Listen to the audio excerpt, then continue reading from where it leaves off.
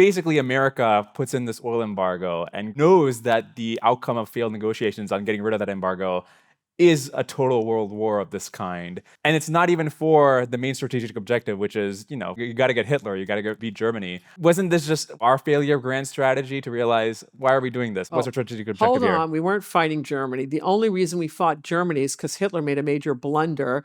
He had an alliance with Japan that said if Japan was attacked, he would come in. Not if Japan attacked someone else that he would come in. He interprets it broadly, and he declares war on this country. That is how the United States got into World War II.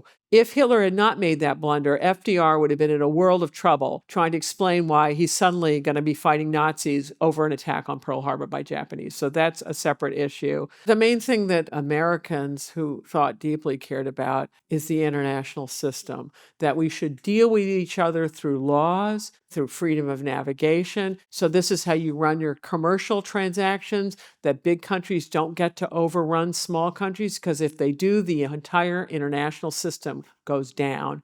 And the logic that you're describing is excellent logic. And this is what the Japanese are saying. It's like, why would the Americans care about this? Americans care deeply about the international system. And it's also like, why not let the Russians eat all of Ukraine? Why are the Europeans suddenly all over this problem, right? And they've unified very recently on this. It's because the whole system is at stake. So it is really high stakes at a strategic level. The Japanese are looking at the operational level and going, why do you care about these countries? We care about the entire system because our prosperity is based on it. So I wonder if the problem here is that America isn't, at least at the time, wasn't willing to give enough concessions to the factions within Japan that care about peace so that they can save face and actually argue for ending war, where just the idea that they're going to give up Manchuria as well, obviously that's not going to happen. And when Secretary of State Hull just sees these vacillating telegrams from the Japanese, he assumes it's because they're fickle or something. It's like, no, it's a civilian part of the government trying its best to prevent the military from taking over. And you gotta give them something to save face, That faction had already lost, and they lost in 1936. Takahashi Korekiyo is Japan's longest-serving finance minister, and he was a very distinguished man. In fact, he brought the Japanese economy out of the Great Depression before anyone in the West was doing it, through government spending and trying to get people to spend at home. And he told the army, he said, fellas, if you go on this bent for empire, you're not going to actually get resources, because you're going to spend a lot of money fighting with people, resources doing that. And then it's going to take you years of investments to access these resources. So you got to be able to cover these investments for years and years and years. And he's saying, cooperate within the international system. That is the way to prosperity for Japan. Well, that was the February Young Officers Revolt, where he and I can't remember how many others were murdered. They came to his home in the middle of the night, and as he stood up to talk to them, they literally hacked him apart. They had lost. That whole game is over. But Prince Konoe doesn't, he knows the person who's prime minister in 1941 realizes that they're going to lose a war against America, and he doesn't want to do that. It's just that Tojo, the war minister at the time, doesn't answer to him. There are people that the prime minister doesn't want war. And we don't give him enough to save face. Wait a minute. Right? They have a huge army there that's more than capable of assassinating people, and they get in the way. So that ship has sailed. That you can make. This is what a pivotal decision is.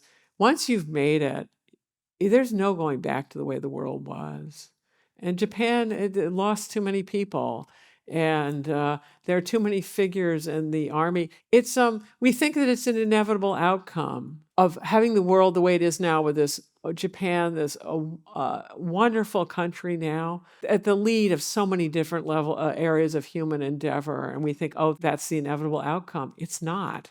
I guess what I'm trying to ask you is there anything America could have done in the immediate years leading up to the war that could have prevented this outcome? Because prima facie, you should assume that if there is a world war, things weren't done optimally, right? That doesn't mean everybody's equally at fault. But is there anything that could have been done differently? Holy smoot. But in the years directly before. But this is serious. Holy smoot tariff is a game of half-court tennis. You're looking at the United States. It's in a terrible depression. You want to protect jobs here.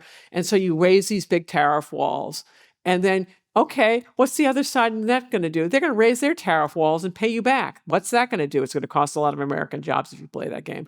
You need to be talking with other people. So Once you have set the conditions, hothouse conditions for fascists to take over in Germany and in Japan, you are in a world of hurt. The easy solutions are no longer there anymore. So maybe I'll ask the question this way. The oil embargo, was it a mistake? Because if the idea is to protect the international system, prevent empire. Well, we got more empire, we got a world war, we got communists taking over in China. Whatever's going to happen if we got rid of the oil embargo, it can't have been worse than that, right? Well, it was. What Roosevelt was really scared of was that the Japanese would attack Russia. Because then he thought Russia would fall.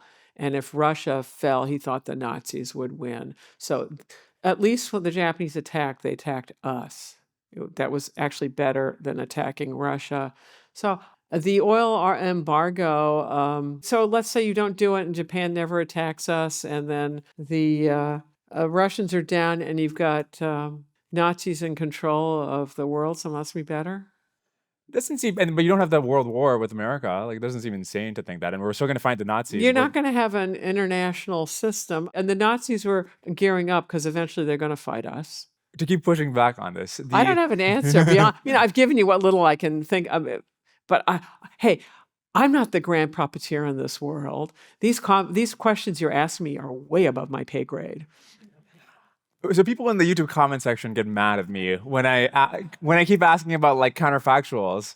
And I understand, obviously I don't understand what's happening at the time. I'm naive about history or whatever. But I do think it's important. What are we trying to do when we try to understand history? We're trying to understand if we had done things differently, what would have happened? What are the lessons we take? And counterfactuals is the main way we can do that. Yeah, I'm all for it. We teach by counterfactuals.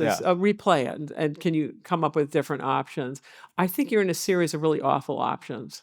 It just seems like naturally, if we didn't go to war with them, we might have been allies as we ended up being later on. Well, they attacked us, and after the oil embargo. Yeah, but the question is like, should we have gotten rid of the oil embargo? But wait a second, the Japanese are saying we have the rights to your oil.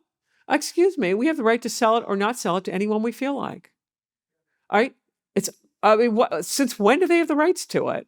Okay, great. So you're going to do all this crazy stuff and then still think we have to sell you oil? And oh, by the way, this oil is being used to kill Chinese all over the place. This is what their Japanese bombers are running on.